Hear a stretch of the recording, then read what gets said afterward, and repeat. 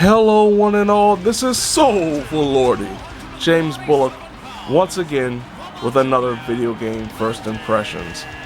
This time around, WrestleQuest.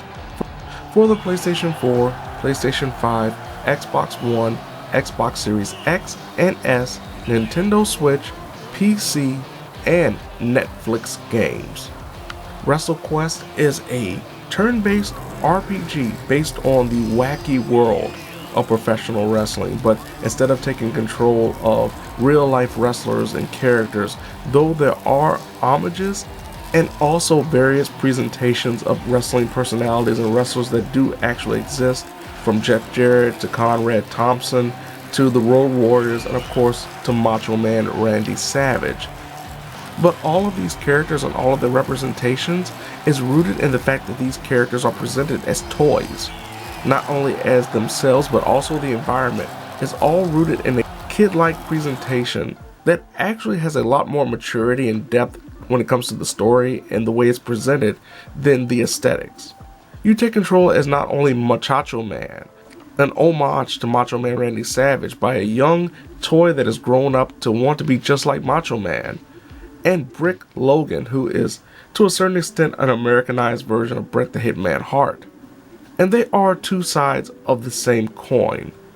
Macho Man is a young, aspiring wrestler who actually believes that professional wrestling, quote unquote, is real, that everything that happens in that ring is legitimate, whereas Brick understands what wrestling really is, and he's actually a second generation star who finds himself not necessarily in the main event. He doesn't benefit from nepotism, as he is rooted in the low card of his family's business, and he wants to be more, just like Macho Man. Now, the interesting aspect about this game, it is not a brawler. It is not a stereotypical wrestling game. As I noted at the beginning, this is a RPG. So you have RPG systems in a turn-based fashion. You can utilize just regular strikes, or gimmicks, which are the special maneuvers of each character that you play with. Now, these gimmicks can expand not only if you have a partner in performing tag team maneuvers, or having a manager to help buff you and debuff opponents. But in doing everything that you have to do, you have to make sure that the fans are involved, the fans are hyped, and that's where the hype meter comes into play at the bottom of the screen. As you are successful with attacks and taunts and gimmicks, your hype meter will go up, and at certain segments it will actually give you a buff, like more XP after you win the fight, or the ability to regain action points, which are the equivalent of MP or magic points in this game. So if you utilize gimmicks or your special attacks, they use AP, and if you get that randomized buff of having AP regeneration, you'll be able to get AP, of course, after every turn. As I mentioned, you have the ability to taunt, which also buffs your character but also lowers the defense for that round. And depending on your hype meter, there are certain special maneuvers or gimmicks that you can't even use until you get to a certain level of hype.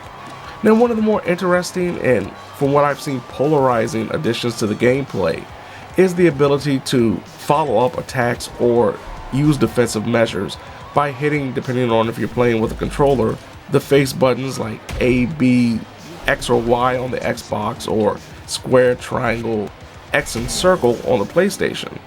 Or if you're playing on PC, using the arrows, left, right, up, or down, to pull off subsequent attacks or defensive measures.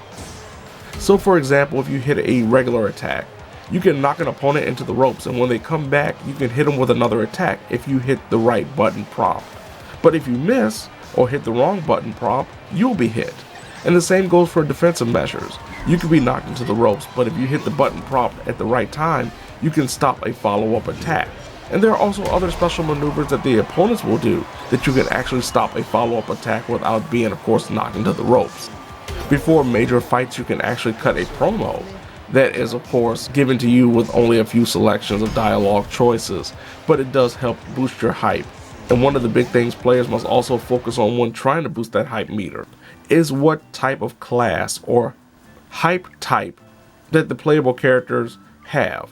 Now, you can change these hype types at any time outside of battle. So if you're not feeling some of the cons that comes with choosing a hype type, like reduced normal damage output for the sake of being able to utilize taunts as a showman to get more hype during a match. You can switch that out after a battle. The same goes with entrances that can be changed before a big battle, to up the ante when it comes to getting the most hype possible before the match even begins. Alongside the quick time events that comes with striking an opponent or trying to defend against an opponent is the pinning system. Now the pinning system only comes into play when you're fighting human-esque enemies, and once you down an opponent you have the option of pinning them. Now the pin system is a little wonky with a sliding meter that at times didn't necessarily work like it's supposed to, where I felt like I hit the button prompt at the right time but it wouldn't register, and then there were times where I felt like I missed it and it did register. One character particularly, Barbie, who is one of the few female characters you are introduced to early in the game, had the hardest time getting pins for some reason, whereas other characters I had no problem with getting that pin. And if you don't pin an opponent before the turn is up, they actually revitalize and come back with HP.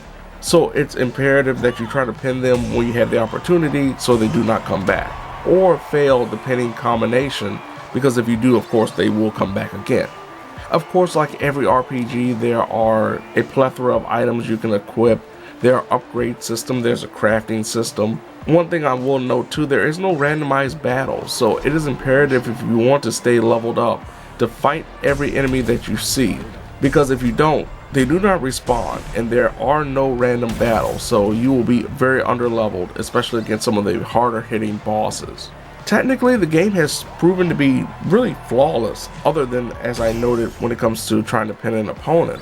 I know one of the big reasons why this game was pushed back from its official release was because of a save bug where it wouldn't save, and I'm glad that they found that out and actually fixed it instead of pushing it out and then having people's saves either corrupted or not saving at all. The aesthetics and the music are really good, though I will say that the audio levels when it comes to the voices during matches is really low in comparison to the music, so it's hard to hear some of the verbose dialogue from, say, Machacho Man when he's about to pull off his big grande splash. Overall, WrestleQuest is a very fun, though stereotypical JRPG style game with a wrestling aesthetic that is larger than life. One of the biggest pluses about WrestleQuest is the fact that it's only $30 for a game that I've heard goes at least 40 hours. There are side quests, there are main quests of course, and there are options to play around with different builds thanks to the hype types. So I say if you're a fan of old school JRPGs and if you're a fan of course of professional wrestling, this is a must buy, especially at such a low price. So there you have it. This has been Soulful Lordy, James Bullock, once again with another video game first impressions. WrestleQuest for the PlayStation 4, PlayStation 5, Xbox One, Xbox Series X and S, Nintendo Switch, PC, and Netflix games. Now if you don't mind, Machacho Man is ready to go to the top rope and drop the biggest elbow on every enemy that comes his way and force them to say, "Oh Lordy."